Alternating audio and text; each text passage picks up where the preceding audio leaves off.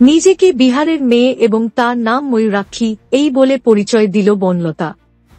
দেখো, এই সিরিয়াল কেমন হবে আমি জানি না, কিন্তু একটা জিনিস বেশ বুঝতে পারছি, আমাদের ঝিলিক কিন্তু এখানে বনলতা হয়ে আবারও আমাদের মন জিততে চলেছে। মানে তার শুধু চরিত্রের নামটা পাল্টেছে, চরিত্রের সেই মেজাজটা পাল্টায়নি। মানে কি ঢপ মারাটাই না মারল রে বাবা। যখন তাকে সবাই জিজ্ঞাসা করল সে এখানে কি করে এলো, তার নাম কি, যে কোথাকার মেয়ে, তখন মেয়ে বলে কিনা তার নাম ময়ূরাক্ষী, আর তার বাড়ি কিনা বিহারে। শুধু তাই নয়, তাকে নাকি কোন পাচারকারীরা বিয়ের সাজে পাচার করতে নিয়ে যাচ্ছিল। তার সাথে মেয়ে এটাও বলে তার খবর যেন কাউকে না জানায় কেউ, সবাই যেন এটা জানিয়ে দেয় বিয়ের একটা কোণে, মানে সে মারা গেছে। তাহলে জাস্ট ভাবো একবার। তবে সে যে এত ঢপ মারছে এগুলো শুনতে কিন্তু বেশ মজাই লাগছে। মানে নন্দিনীর মধ্যে এই গুণটা কিন্তু খুব ভালোভাবেই রয়েছে।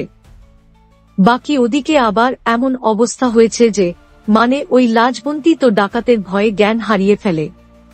তারপরে তাকে হাসপাতালে নিয়ে গিয়ে চিকিৎসা করালে ডাক্তার জানিয়ে দেয় যে সে নাকি খুব জোরে শপথ পেয়েছে, তাই তাকে এখন জোর করে কথা বলানো যাবে না, তাকে কিছু জিজ্ঞাসা করা যাবে না। ফলে হিরো বাবু তাকে কিছু জিজ্ঞাসা করে না, কথাও বলে না। অ্যাকচুয়ালি লাজবন্তীও বুঝতে পারে না যে তার সাথে কি হচ্ছে। সে মোটামুটি এইটা বুঝতে পারে সে অন্য জায়গায় চলে এসেছে।